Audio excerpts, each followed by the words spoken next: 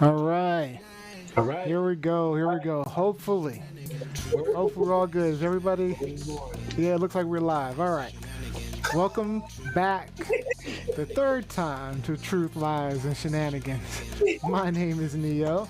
We have Jam. We have Lizzie. What's up, everyone? Happy Sunday. Spirit fingers. Woo. And we have Z out of Queens, New York. I'm in the Bronx now, baby. Bronx. That looks like Manhattan. That looks a lot like Manhattan. Nah. These crown moldings say Bronx, baby.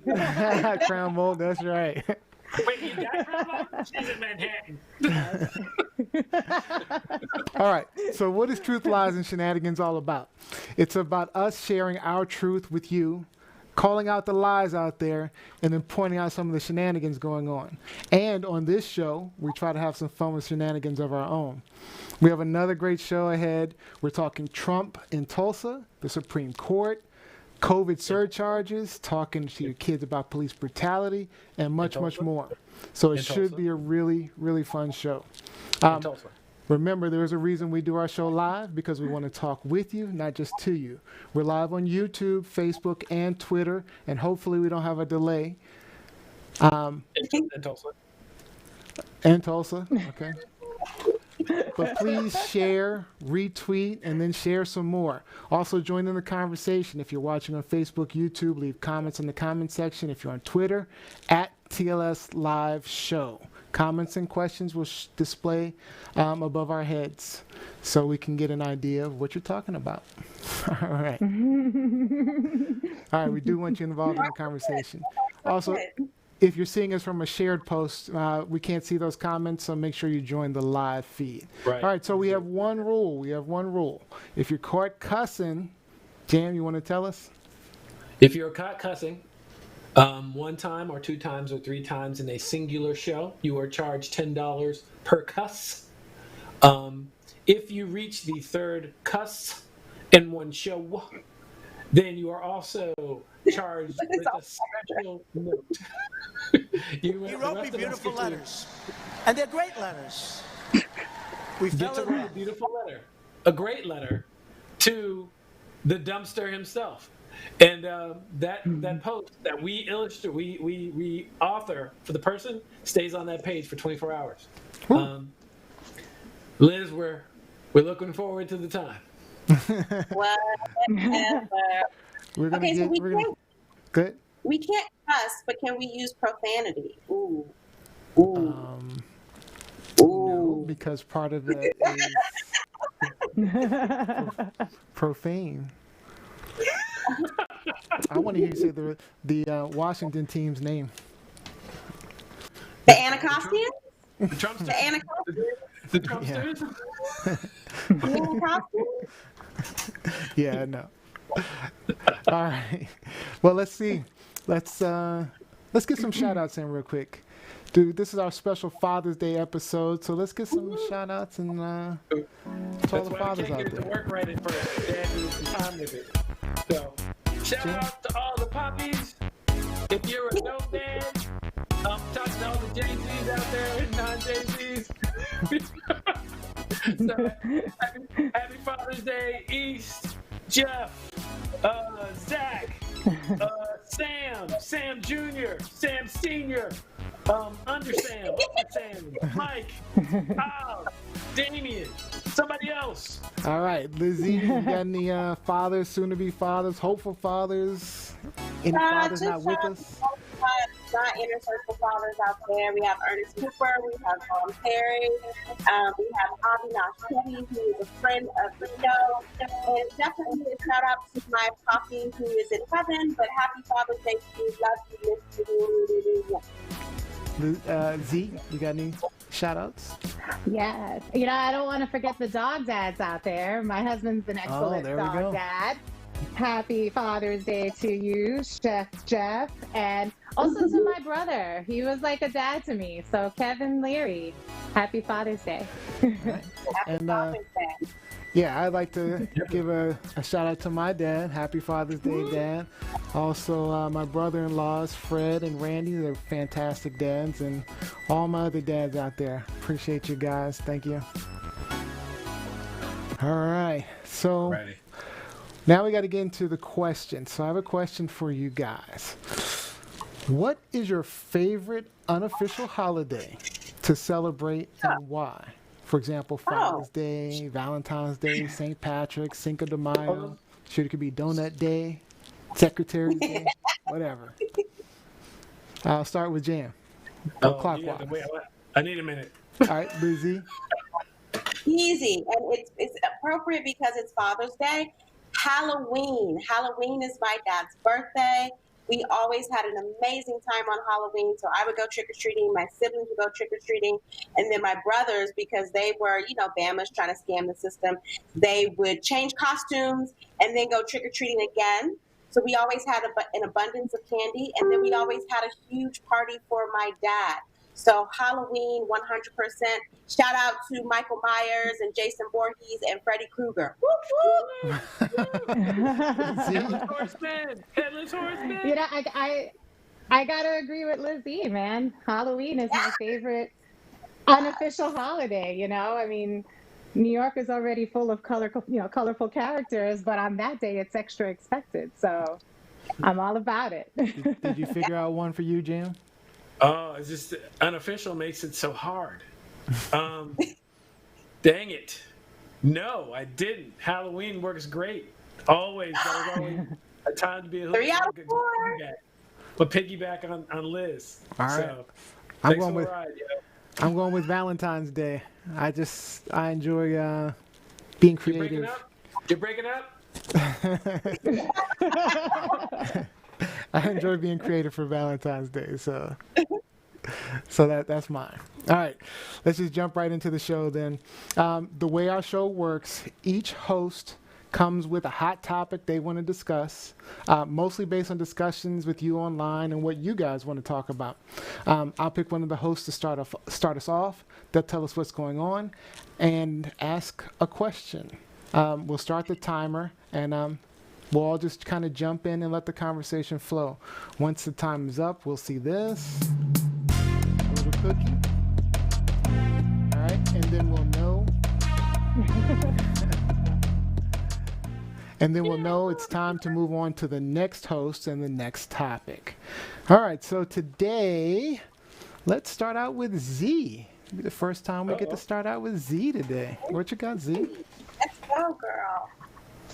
All right, so I'm not sure. I can't recall which one we said we were going to go with first. So Whichever I think one you want to go with. Fees, whichever I want. All right. Yep. So Las Vegas has reopened. Their casinos are open. They're back up and running, right? And apparently finally, I mean, I need to lose money. What's going on? Got to get those tight slot machines. But apparently some restaurants in Las Vegas have added a COVID surcharge to their bills.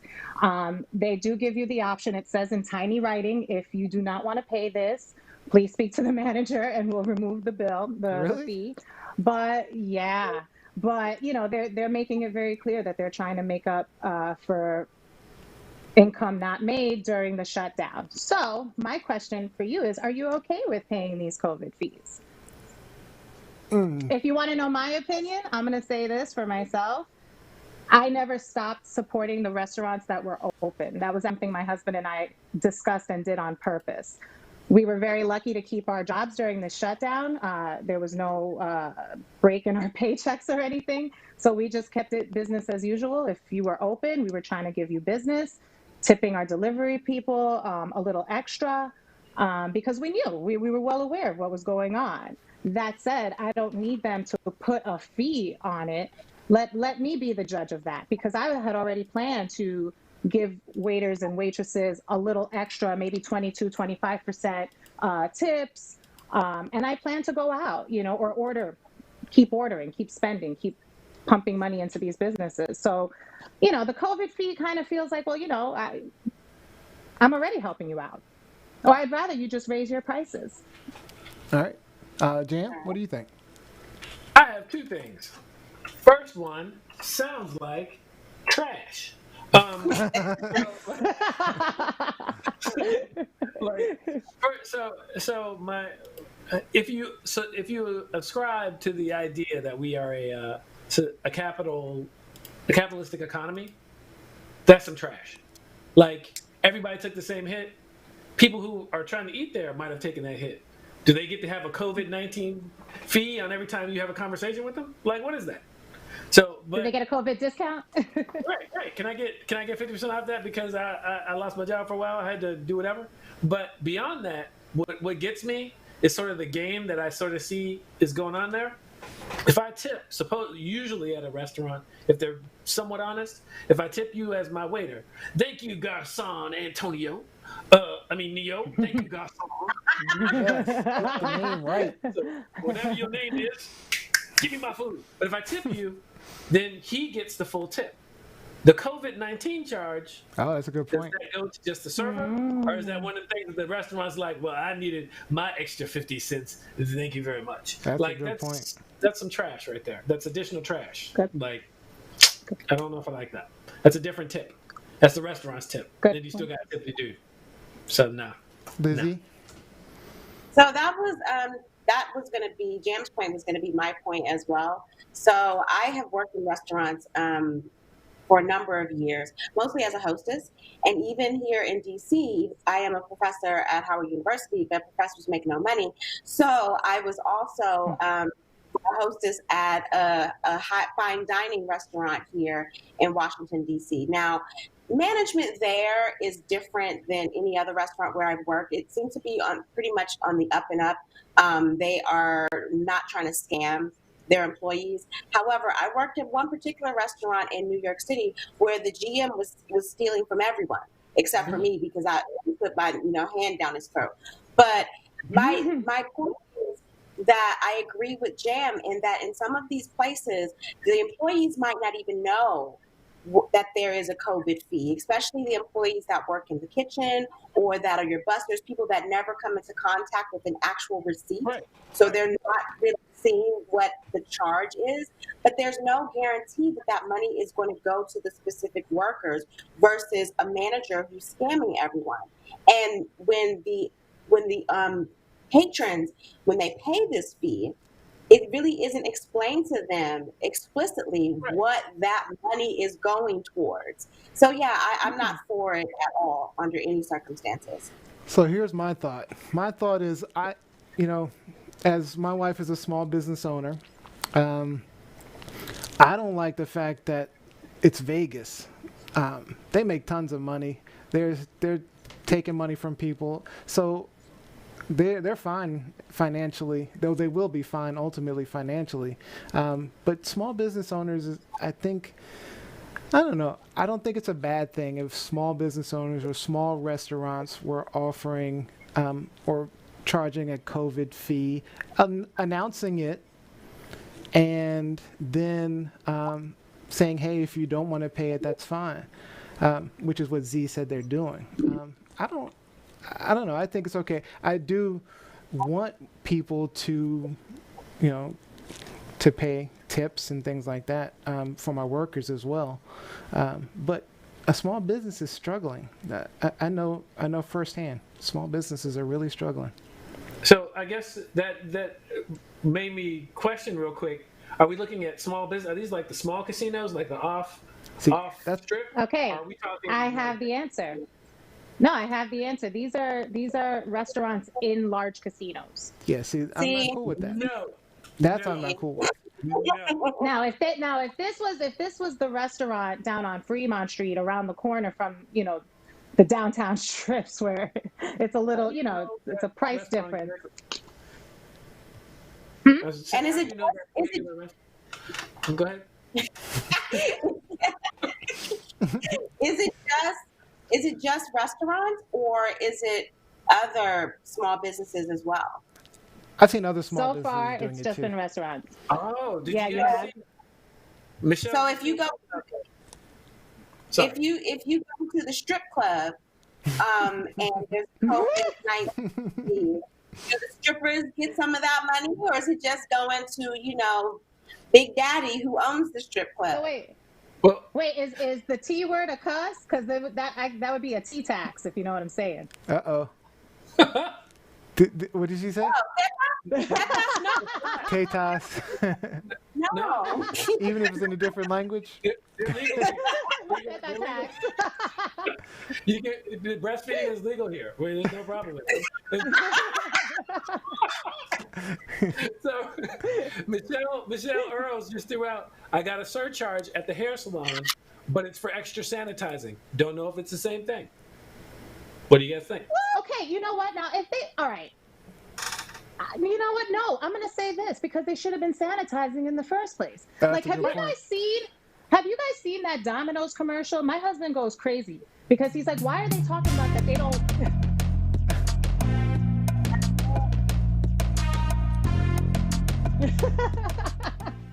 He's No, just clean. real quick. He's like, why are they talking about that they don't touch your pizza anymore after it goes in the box? He's like, were they digging their fingers in the pizza after it was cooked?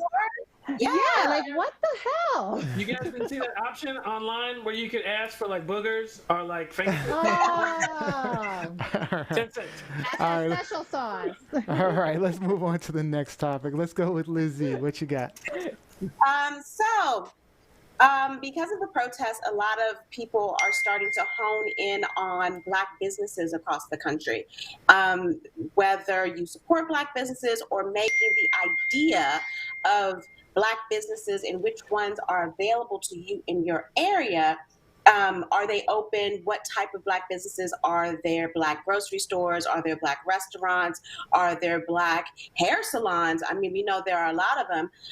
But the question is, with the resurgence or the focus on Black businesses during the protests, should you only, as a person of color, as an African American, as an ADOS of any type, should you only focus your money, use your money on Black businesses? So on one of the Facebook groups that I'm a part of, it's called Black Washingtonians, someone posed this question of the day. Could you survive living in the DMV, that's District of Columbia, Maryland, and Virginia area, Baltimore included, and only spend money with Black-owned businesses and services? So I'm going to put that question out to not only our panel, but also to our viewers. Think about that for a second.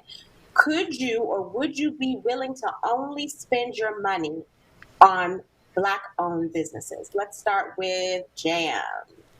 Okay, to answer, there's two different questions there. Could you or would you? Could you? I think yes, but you'd have to do some research. I need to know where to get my gas from. That's a tricky one. I have no idea. And I mean, I know there's some small grocery stores. Shout out to, which street is that? Right there beside Coolidge Pool. There's a little grocery store right there beside the, anyway. So barbershop there. One of our old classmates runs a barbershop. Anyway, you could do it. But I think it depends on, I think we're addressing two different questions with that question being added in. That doesn't have anything necessarily to do with all the protesting that's going on. It's just that result of it. What if we could all come together as a people? Yes, but that's not coming together as a people, in my opinion, isn't just shopping at Black-owned businesses. It's, if it's important to you, making a point of doing it regularly. But I don't see a reason of only eating health foods from the one spot that costs $10 for like 2 beans versus going to Giant or Safeway and getting affordable food. I'm saying that's it's just going to be a thing. I got too many kids. So just a disclaimer, Z is not with us in the DMV. She's actually in the Boogie Down Bronx up in New York.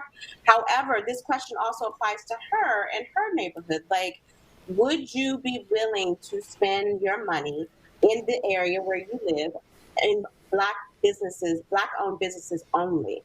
Black-owned bodegas only. Bodegas. Stupid.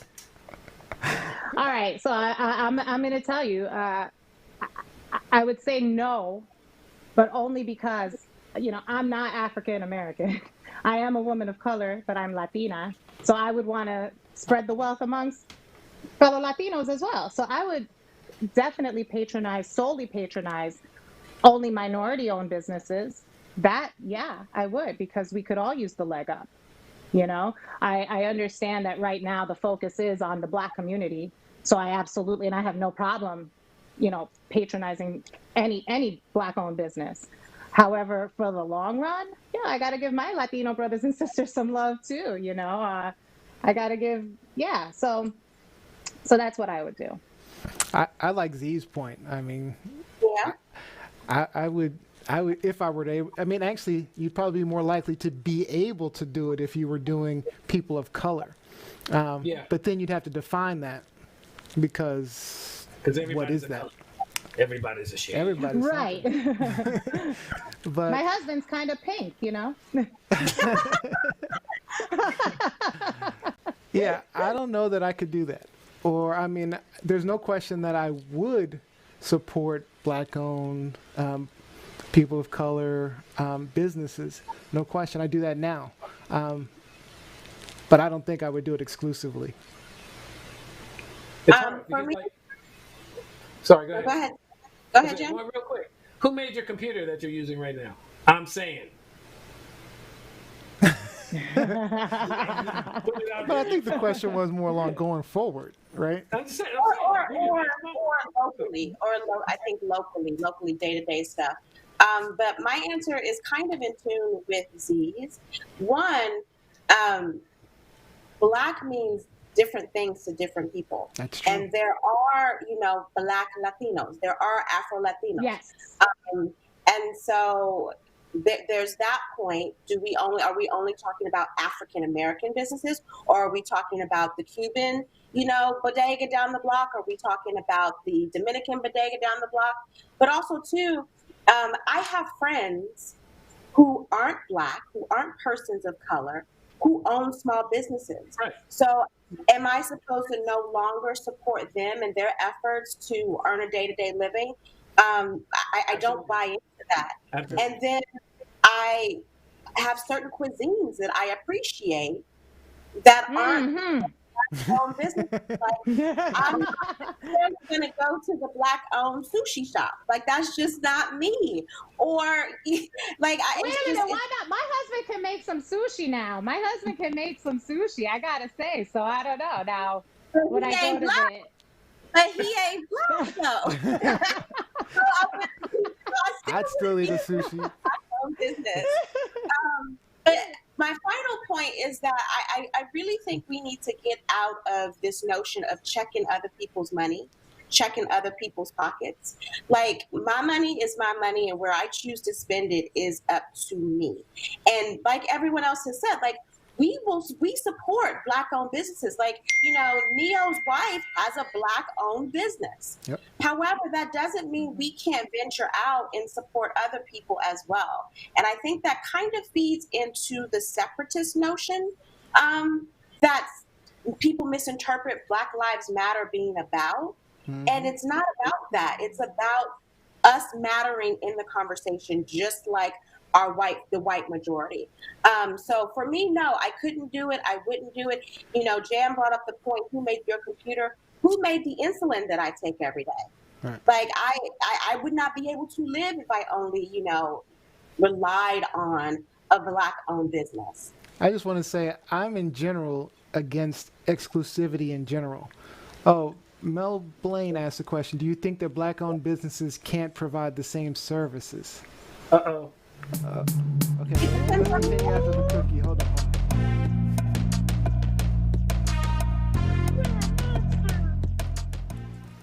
All right. You know what? She brings up a good point. Go ahead. I think it depends on the service, though.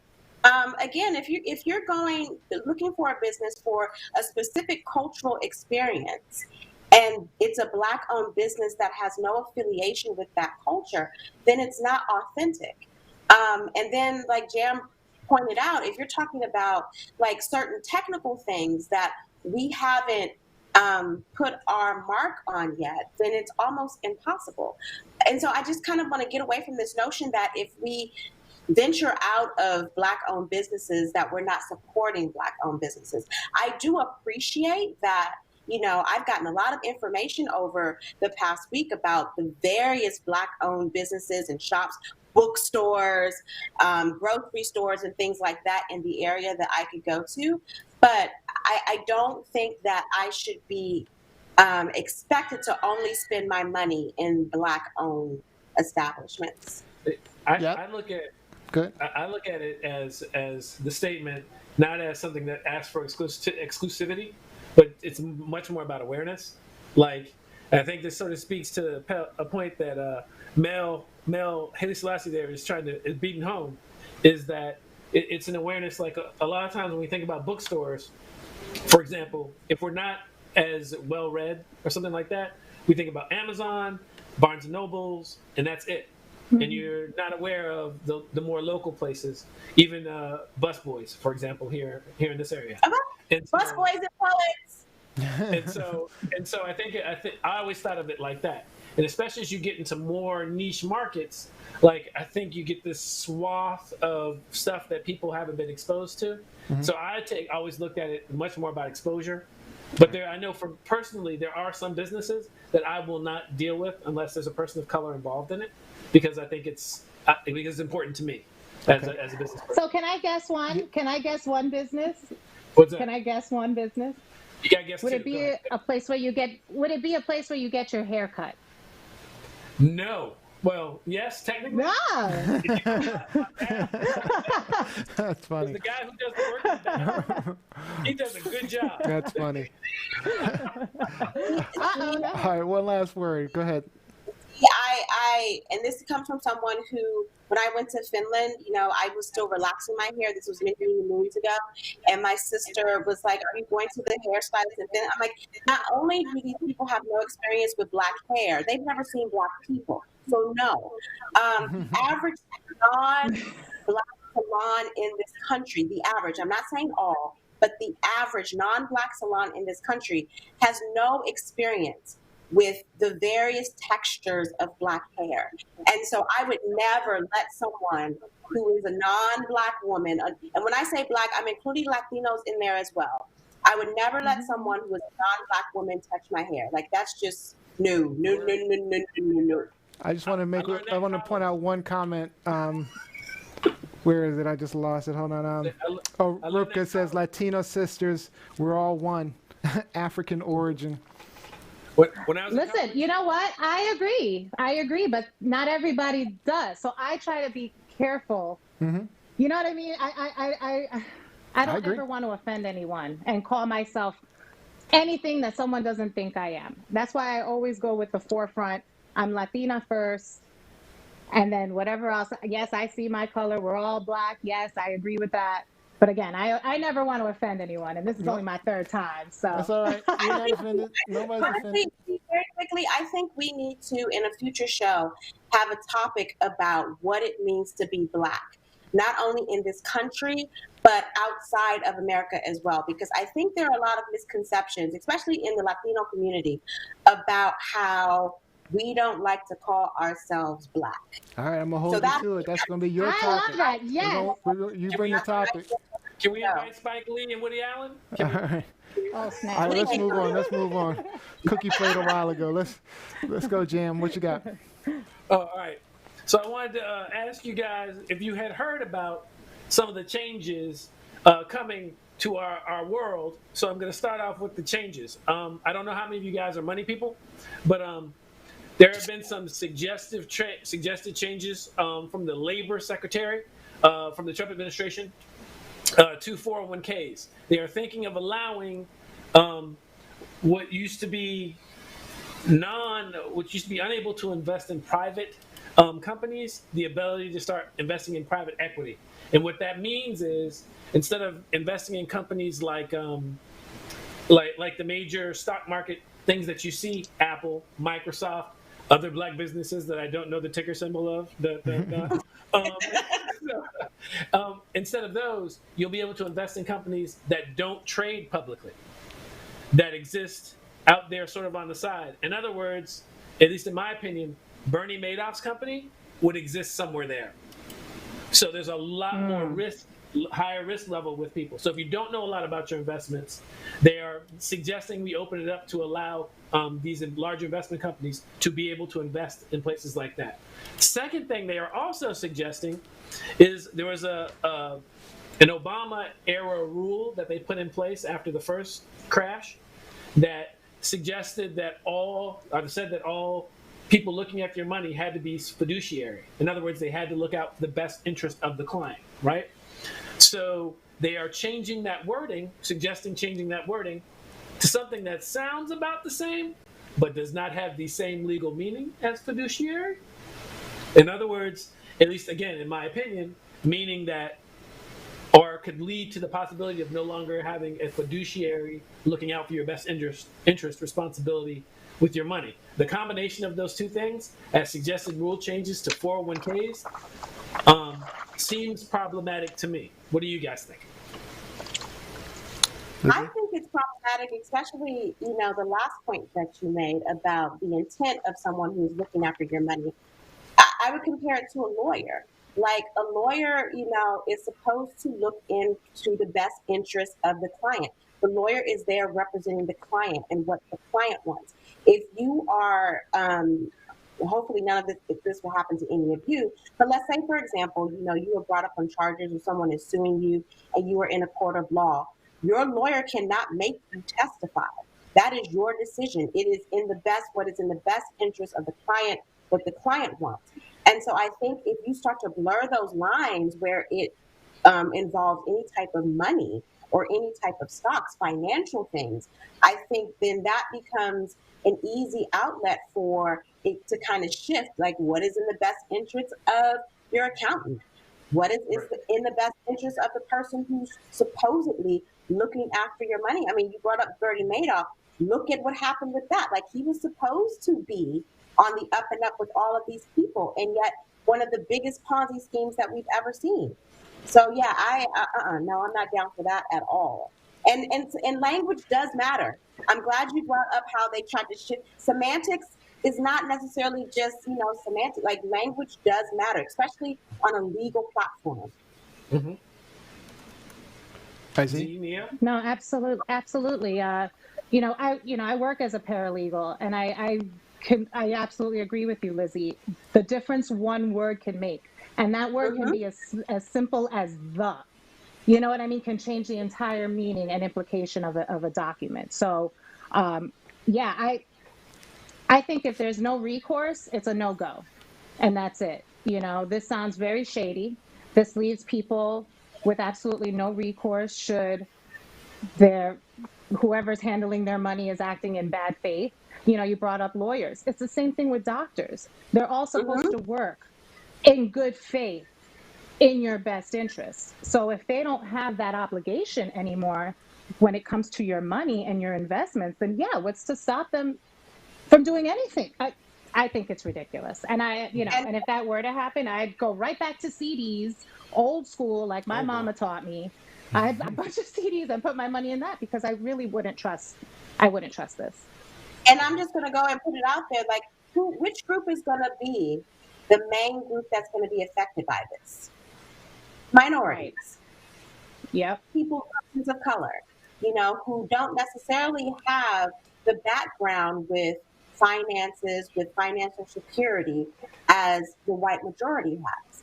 And so we are going to be the ones that are going to be taken advantage of because we aren't familiar with the language, and we are putting all of our trust into this accountant or this financial advisor, and he's just like, yeah, but you didn't read the fine print. You didn't look at, what it said, the fine print, what the little word said. So no, I'm not for that at all under any circumstances. And I say that as someone who is horrible with money. So I need someone to come and swoop in and be like, look, girl, this is I think investing is hard enough as it is. I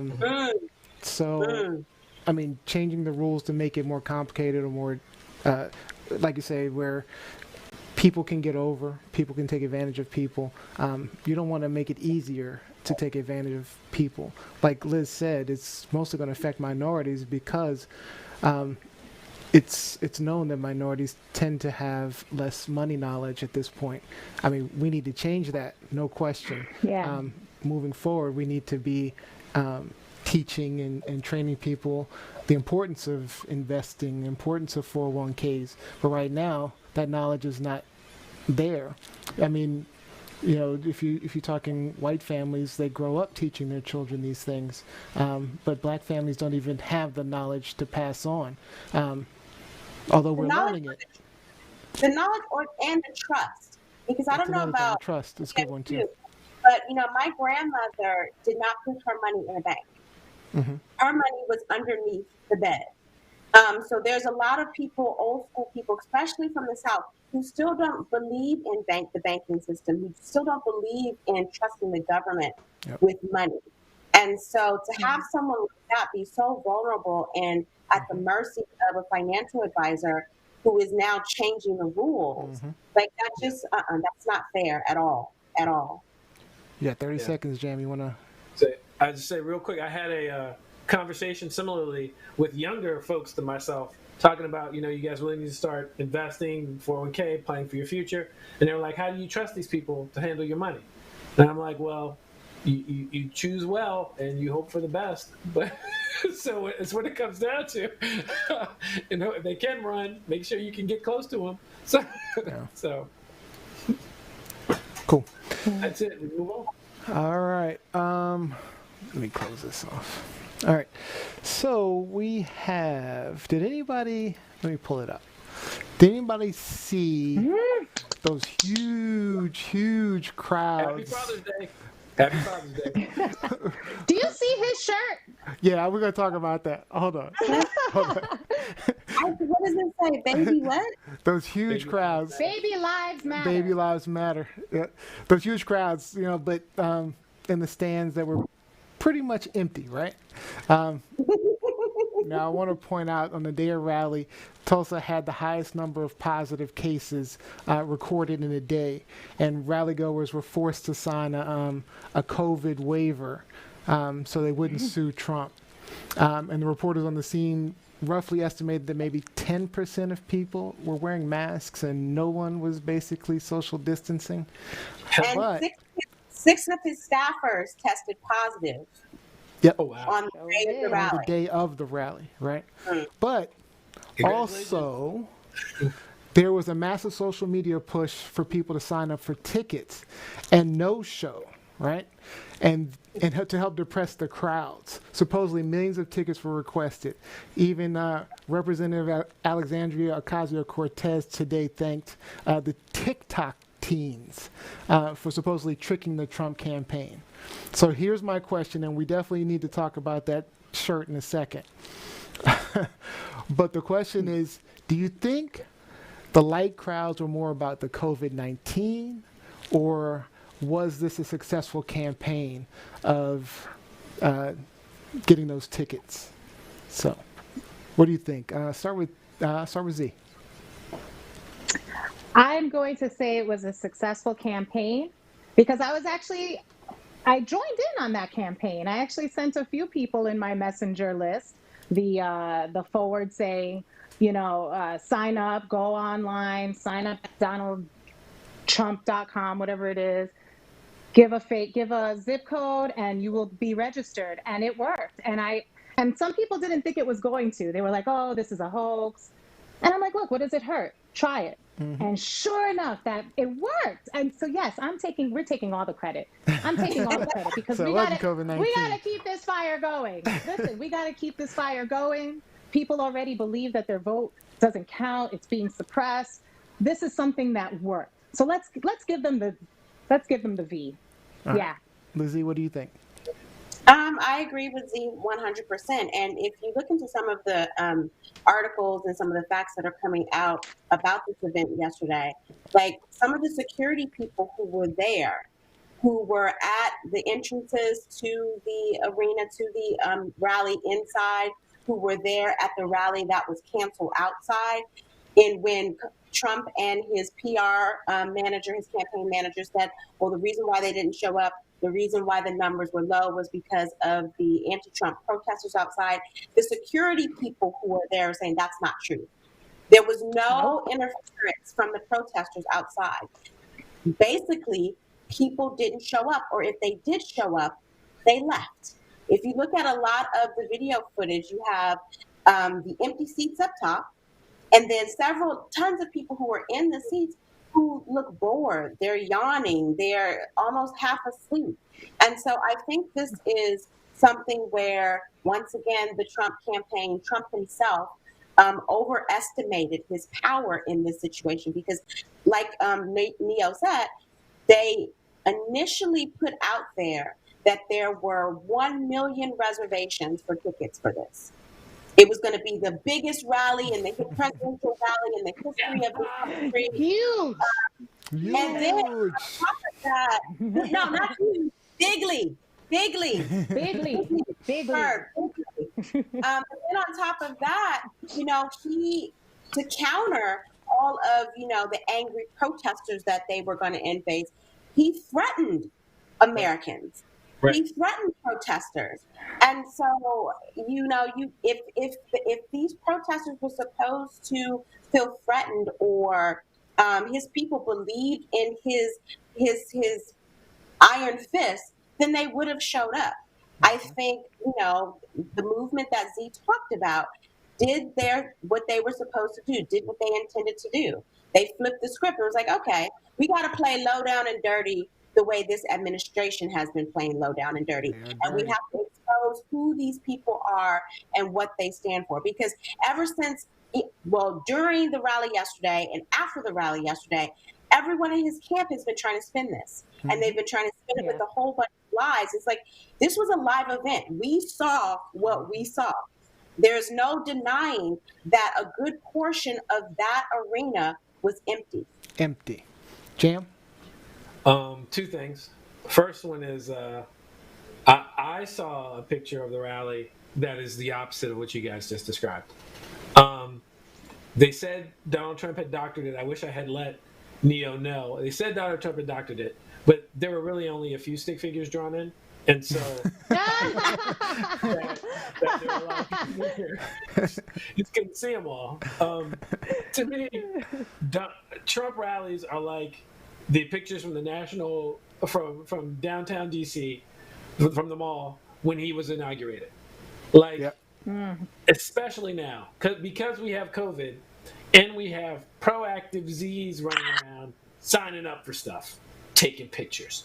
And so, as a result, I think we just have this is what we're going to get. I think we're going to see a lot of this. Like, there's so much energy going on right now. Did he have a lot of people? No. Nope. Because he's Trump, because he's created a wave of dislike, unlike I think it's specifically because Z sent out all those messages. That's why. It was me.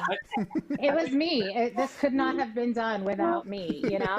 Thank you. I signed up because you sent me the message, by the way, Z. I did get a ticket. So many people wrote me back like, this is a hoax, this isn't going to work. And I'm like, okay, but you're sitting home, you have nothing to do. I'm sure you have some throwaway Yahoo account. Just do it. Why not? And it freaking worked. Why not? And can I just add, too, I read Yahoo, and the commenters on Yahoo can be pretty vicious. And in this particular case, they all agreed that 45 was lying. They were like, there were no protesters there. There was one old lady protester with a Black Lives Matter shirt, and the cops gave her a ticket. Like, there was no protesters there. Lizzie, you got 20 seconds.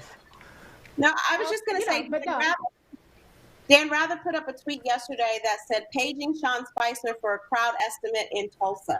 So that was just a play on the inauguration crowd estimates and the lies behind that. I still think COVID played a small part, though. I think some people got scared. Not the people that were scared. Listen, not in Tulsa. Nary a mask in sight. Like, that's true. As if this was a year ago. Yeah, that's true. All right. So let's move on. Well, the cookie's about to start. I can't stop it. Dance break.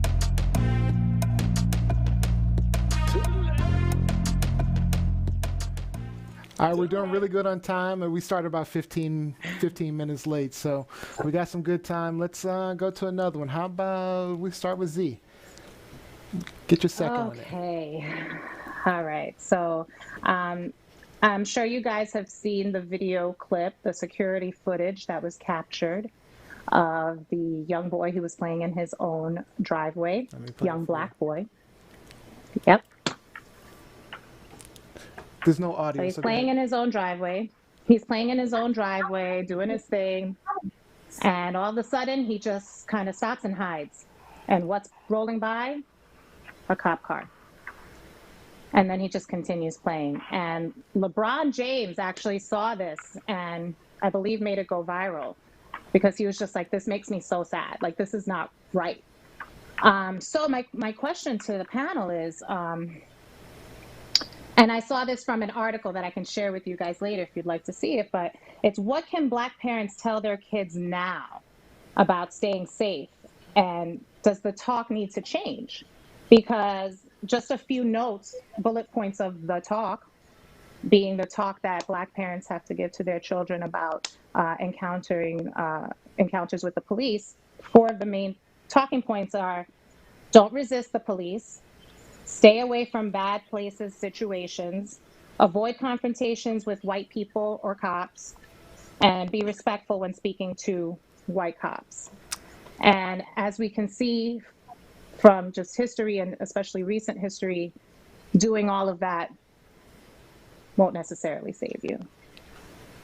So my question to you, and especially, Jam, not to point you out, but you are the dad, what do we do? Is that, what do we do? Is this talk, what do we do? I mean, I think we are doing, as a country, almost, as people of color, much more than we have been doing. That's my first answer. Like, what do you do in that particular situation? I hate to say it, but he probably had one of the best responses you can come up with. Wow. Because that always, did he have a problem? Did he survive? He won the game. Wow. Okay. So, like, I reflect on, there's a song from back in the day. If you guys were Farside fans, you might remember it. Farside, awesome group, one album that was good. Me by. They have this one song on their album, which was awesome. And the guy's getting pulled over by the police. And he's like, fellas, take off your baseball hats. Something. I heard the nerds get dapped. And it's always the same. It's the same game. It's what you can do to avoid whatever's screwing with whatever policeman is driving by at that time. So you're teaching your kids to do what that little kid did? I'm teaching my kids to live. So if I can teach you to survive, if I don't have to think about or have to worry less about you getting shot. Like I reflect, one time I was at home, not to go on, and our alarm went off. And so the police came to check it out because I messed up the alarm password. And it's a black cop and a white cop, and their partner. The guy comes to the house and he's like, "Is there a problem?" And I've been making pizza, covered in flour, kid on either side, and I'm like, "Yo, man, sorry, I gotta, make it. I forgot the alarm setting." And he's like, "Okay, no problem, but I need proof you live here." So I'm covering I gotta go get my ID. So I come back, and the white officer walks up. And his first thing is there a problem? Do we have something going on right now? And I'm like, son of a, you have to be kidding me. Like, really? Does this look like a problem? What part of this looks like a problem? And even the black cop was like, no, we're good. But I want them to live. What it takes for them to use that critical thinking knowledge to live is what they need to know. That's sad. That's really sad. That is sad. Lizzie, but you know what? I'm sorry. Okay. Go ahead, Z. No, I just wanted to, what I had said last week about my interaction with that white officer on Facebook. He, just right off the bat, was just angry and combative, and it sounds like, what Jan just described. Here he is in his home responding to a call, and his first instinct is to get heavy, get aggressive. Lizzie? But I'm sorry. I think there are a couple of things at play here. One, and I'm not a parent, but I have tons of godchildren, some of whom are Black males. And so I think I often worry about them, both the Black males and the Black female godchildren. But the past couple of weeks, just wondering how the Black males, how the young Black boy children are going to be perceived in this world? Do people look at them as a threat? And I think one of the things we need to impress upon our children is that, unfortunately, life is not fair. None of this is fair to anyone. So we need to stop, looking at this as like, well, it's not fair that I have to do X, Y, Z, that I have to, stand down, or I have to hold my tongue or whatever. Okay, but like Jam said, I'm trying to get you to live. And so in order to do that, we do have to take the necessary precautions and the necessary steps. And some of those may not be fair, but at least you will live to see another day. Think about how people, when we talk about how to interact with someone who's trying to rob us, right? It's not fair that you have, you've worked so hard for your possessions, for the money in your pocket, for the car that you have, or what have you. But if someone comes up to you, more often than not, law enforcement and, everyone else is going to tell you, stand down. Don't argue. Give them what they want, so they don't shoot you, so you can, at the best possible result, live to see another day. And I look at it kind of in that same vein. It's like, none of this makes any sense. We are all sorry that this is happening to you, but the most important thing here is that you walk away alive. And so if you have to hold your tongue, if you have to stand down, if you have to appear less threatening, if you too can, be better than the cop in that you are using conversation or language that is de-escalating, that is not trying to agitate him or show him up. Do that. Yeah. Because the end result for us, at least with our color, is that we can easily be shot down. We don't have the same privilege as some of our white friends and family out here in the world. We have to look at, the world and how people perceive us in a different lens. And so I think, if I were a parent, or even, teaching myself these things, because as maybe Z doesn't know as much, but, we have 20 seconds. Neo and Jam know, I have a mouth. I have a quick tongue. And so I've had to, shut myself down. I've had to shut myself down and be like, okay, you need to calm down because you want to live to see another day. Yeah, when I was a kid, and that was 30-something years ago, my mother gave me that conversation to stay alive. I mean, that because we're a person of color, that we had to do the right things, be the best whenever we're faced with police, we had to comply.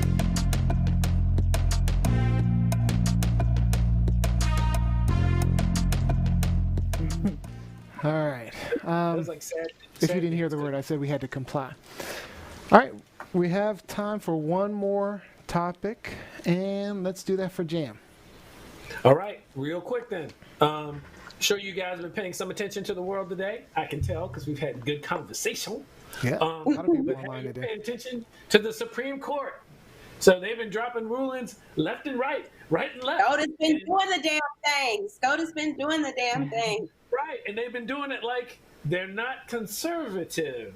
So, or mostly. So we had two decisions this week. One, or both of them 5-4. One about DACA and one about LGBT. I thought one of them was 6-3. Yeah, the LGBT was 6-3. Okay, I was my one article I read said 5-4, and I was like, oh no, the political article says 6-3.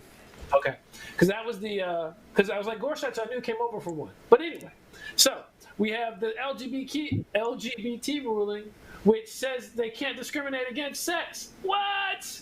Amazing.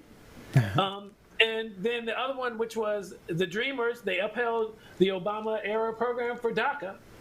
But my question to you guys is, I don't know if you were paying attention to this time last year, but we had some soft, happy rulings come out from the Supreme Court last year. And then at the end, they tightened us up for the heavy hitters, where the conservatives started pulling their weight and became 5-4 the other way. Do you see anything coming? Do you know of anything that's coming? I know that's a question that you have to be sort of closely following the Supreme Court. But do you feel that's the vibe we're in now? So you're asking, is this a setup? Yeah, is this a setup for the big flim-flam?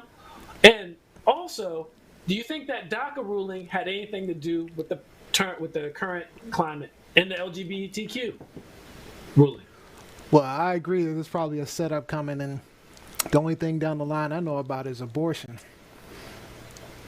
So I think we have something to look forward to on that. I don't know. I don't know if there's any big rulings other than that. I'm sure they have some little ones, some other Trump rulings. I'll do some checking myself. Z, I mean, is it a setup? I mean, perhaps, but that just proves the point that we need to keep our foot on their necks, and not just SCOTUS, but not just the president, but everyone in your local government. We need to keep the foot on the neck, and we need to vote. Your vote counts in your community, in your city, in your state, and for president, because in the general election, whomever is voted president gets to nominate who sits on SCOTUS. And so it's a trickle down effect. And so we need to be proactive. We need to keep making our voices heard. This can't just be a one and done as it relates to advocating and fighting for social justice. But I agree with Neo a little bit. Like, I do believe that SCOTUS made some good decisions over the past week and a half. But I'm not, I don't have this overwhelming confidence that, okay, now we're good, all is right with the world. No, there's a lot of work to do, even with these two issues. Because it was just brought up, especially I think not even with just LGBTQ, but with both issues, LGBTQ and DACA. Like, there are a lot of people who are against that. And so we need to keep the pressure on. Everyone should have, as it relates to the Constitution, everyone should have the legal right to live in this country. And those two issues tend to violate that. And so we need to keep the pressure on. Yeah. Z? What you got, Z? And also with the DACA decision, I mean, that was the decision of the Supreme Court, but now doesn't it go back to the lower courts? I think so. In other words, can't Trump try this again, but just with a different argument? Because wasn't that the ruling, that his argument for ending the program I think he used was the word unconstitutional? Capricious or something like that. I don't know. I don't know how much room. I have to take a look myself and see how much room he left for him to bring it back. But I don't think they're planning on bringing it back, because John Roberts' response was that it was capricious and some other, and it's an A word I can't think of right now. But he pretty much said that if you're gonna make stuff up, make it look good, because it's some trash. Yeah. See, and that was the point that I took from it. Like, this isn't an all-out win. This is a kick the road down the can and try again. That's similar to the ban, the travel ban, or the travel ban that Trump had. Basically, they found the wording of his executive order to be wrong or incorrect, and so he just reworded it later. Okay. But also exactly. So I don't think that we should be. No. So I was just gonna say. So I don't think we should be, celebrating and thinking that it's all over. Like you said, we have to continue to be diligent, to be watching this, and and like Neo said, I think we also have to think about what's coming down the pipe, which is abortion. And pay attention. Yeah. So I don't. Yeah. And pay attention to the language that Trump is putting out there, because he said in the rally yesterday, he told his supporters in the rally yesterday that he won on DACA. That this exactly to his advantage. He's won on DACA. So the fight is definitely not over, not by a long shot. Jackie Robinson agrees with you guys. He'll keep trying. That's my first hey girl. Just like he did with the Muslim ban. All right, Neo. That was my question. Oh, perfect. So, all right.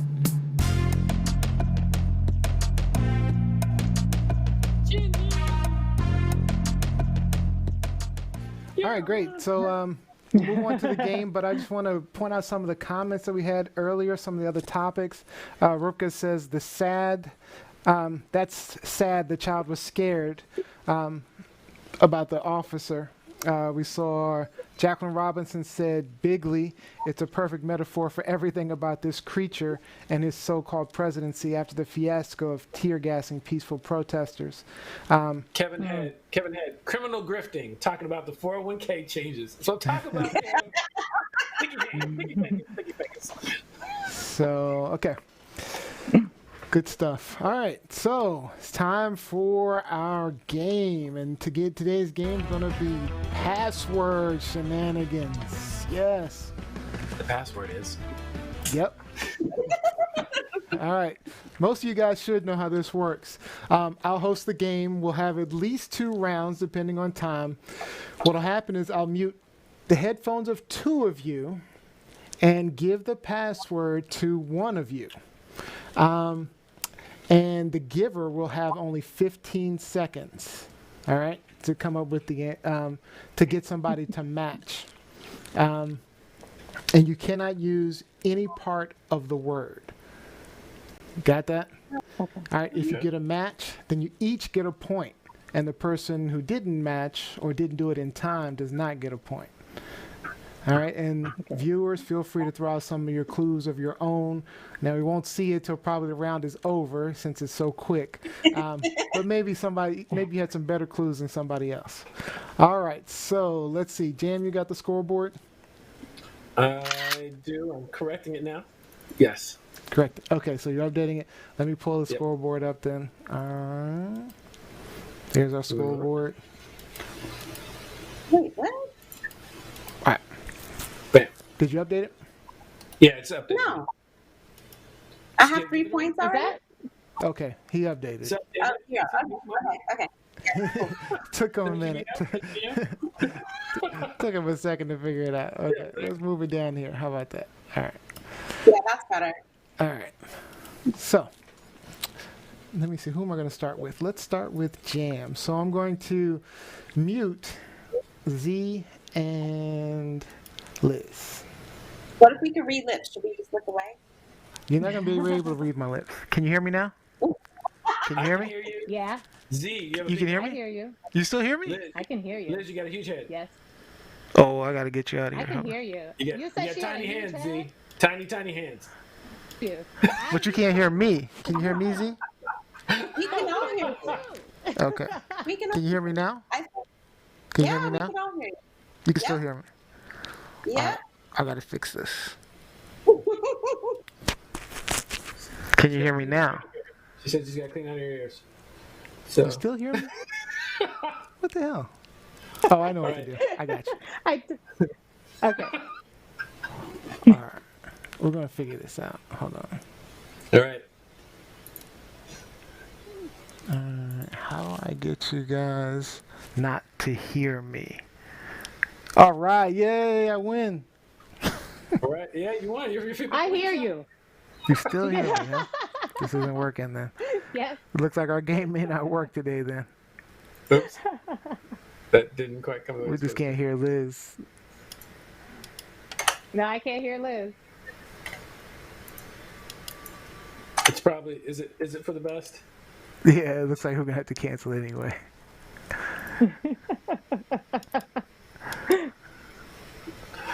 All right. All There right. we go.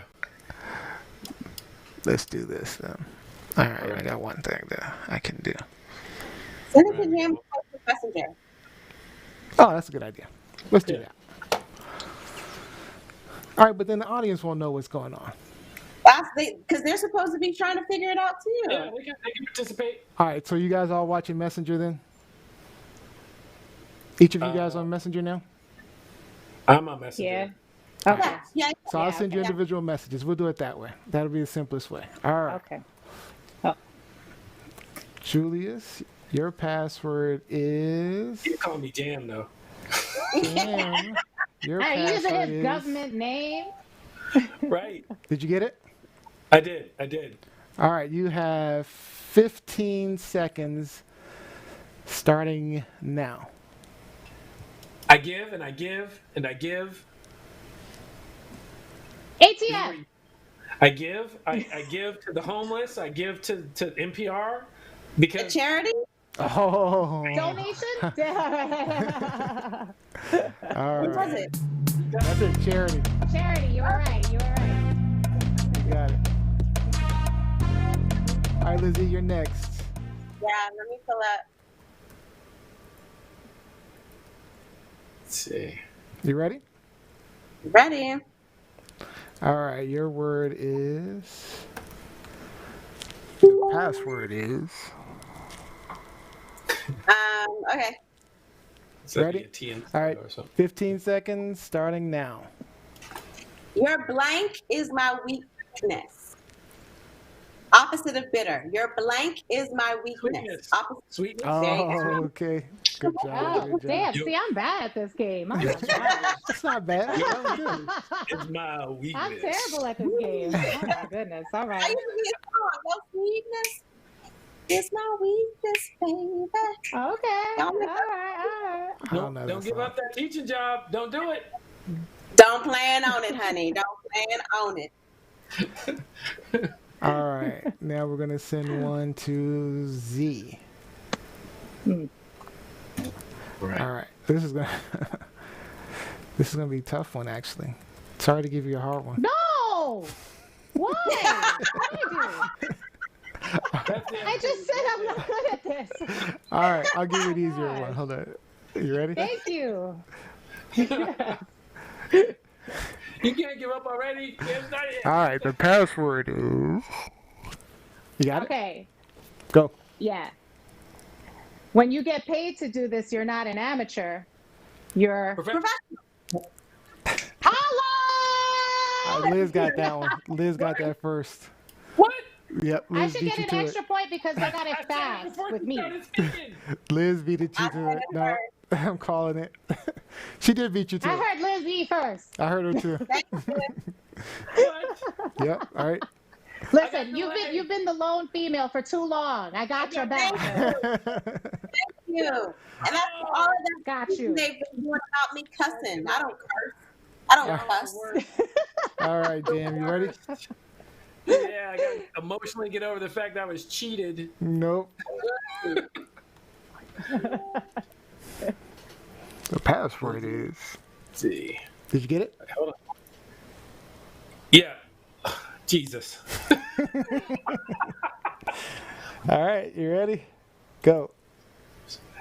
All right. We had trouble having the sex because she wasn't. 20? All right. I got my.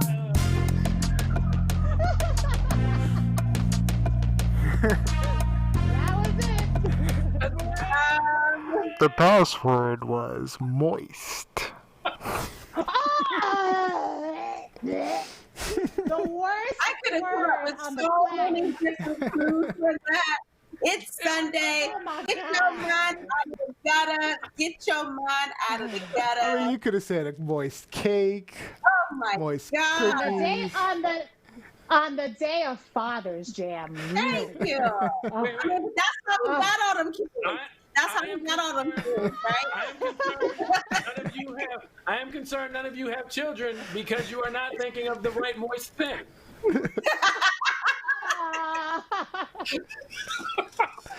I'm just saying. All right, this is gonna be a tough bang one. bang. It's gonna be a tough one for you, Lizzie.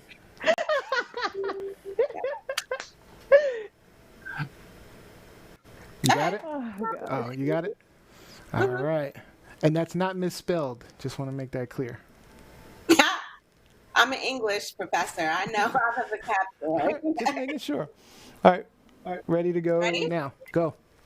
So when you have a whole bunch of pictures that you want to put together, you put them into not an A collage?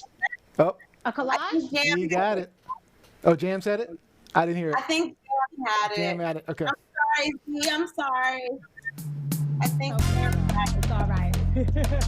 Wait, what I was thought it? you said Frame? that was hard. I thought you said that was hard. That was easy. Oh, yeah. Easy. Wait, Easier was than I it, thought. was it frame? No, it's collage. The Collage. password was Oh. collage. Yes. I said collage. I did say collage. Yeah, Jam beat you to it. I think you said it first. All right. And it hurts my soul to All admit right. that. It hurts my soul. All Oh, right, it's Z. all right. It's my Wi-Fi. It's my Wi-Fi. It's all right. It's all right. All right. Z, it's coming to you. Your password's coming to you right now. The password okay. is. Oh, okay. Cool. You got it? All right. ready. Timer starts now. They were a popular band in the 90s. The guy played a harmonica, blues. Traveler. Oh, Traveler. The Ah! password was Traveler. All right, let's see what the I never score is. understood why they were a popular band in the 90s, so that's why my face was like, I would have to agree with Liz. Listen, that. I would have to. All right, so what's the score? Oh, we got a tie. All right, we have to do one more round. Then you want to do one more round, or you want to call it? Oh, wait, how about this? How about send me the password and it could be between whoever gets it? Oh, Right. good point. Right. You ready? Yeah, send it over. Liz is shady. Liz is shady. no, Liz is petty. I'm not shady, I'm petty. I'm petty. They're both one Pretty words. petty. All right. Pretty Pretty and petty. Pretty Pretty and petty. Z, did you get it? Oh, okay. The password Yes. is. All right, All right, ready? we are ready. Go for it. 15 Won't you take me to blank town? Funky Town. Funky Town. Oh, yeah. Funky. The password was funky. Who got it? Not Lizzie. I'm sick of this neo conspiracy that's going on. I'm sick of this. Oh, good job, Jamie. I can't hear you. You hold the crowd cheering, Liz. All right, that was a fun game. Here's my little applause. Yeah, like Nancy Pelosi. All right, Like let's do Where's some your shout kente outs. cloth? Where's your kente cloth? Oh, no, not the kente cloth. Not the kente cloth, please. All right, last minute shout outs. Who do we have online today, Jam? All right. I'd like to give a shout out to our boy Kev, our lady Becca, Jackie Robinson. Who else My we got? sister. We had Our sister. Mel was on. Let's see. Yes. Ty, thank you for watching the kids. So I feel like I missed somebody. Oh, Michelle, thank you. Especially for the bank. Michelle Earl, hey girl, hey girl, hey girl. D, East. What did I miss? Oh, Mike. Angelique Brown is on. Oh, what? Angie! What's up? Awesome. Mike, when are we? My girlfriend, Angie. I saw Yams on. Yams. That's my sister. Yep. All right. Thank you guys for joining us. We appreciate it. Definitely, Again, I want to shout out my dad one more time. He's in the picture right here with me. This was actually about 20 years ago. Wow. Wow. Yeah. He kind of looks like Barack Obama from back here. Like, kind of That's looks his like third brother. Barack from back here. That's his third There's brother. Hey! a mild resemblance. So. And shout out to Then my again, I'm wife. not wearing my glasses. All right. So that was great. And we want to thank you guys for joining us. It was a really, really good show. You guys were awesome hosts today. Appreciate it. And happy Father's Day, Jam. I'd like to thank everyone else for joining us, too. Happy Father's Day. Yeah, we had a really good time. I hope you guys gained a new perspective. Please don't forget to like, follow, subscribe, and please share. Get the word out about us. At TLS Live Show and www.tlslive.show. We love seeing all the great discussion on the Facebook page. We will be back Wednesday, 4 p.m. We'll have myself, Lizzie. 8 p.m. Oh, sorry, 8 p.m. Clarification, Wednesday, 8 p.m. Thank you. And just a little note about Wednesday, it's my birthday, so come with it. Yes, Come let's celebrate. celebrate my birthday on We're having Wednesday. a party. We're going to have a party. The whole show is going to be a party. All right. Well, Jam, you won the game, so you get the last word for today. I come What you got? before you. Shout out to Pops. Miss you much, man. If you guys get a chance to go to Arlington, give Dad a shout out for me, please. Those of you in the struggle, please keep it going. I have personally enjoyed watching y'all beat the snot out of all these statues. The lynching of the statue was especially entertaining. It felt like revenge for years and years, or the beginning of it. Be safe, do your thing, keep it alive. Remember November, we got an election to win. All right. Well, thank you, Right. Jam. Thank you, Lizzie. Thank you, Z. And we'll see you guys next week. Truth.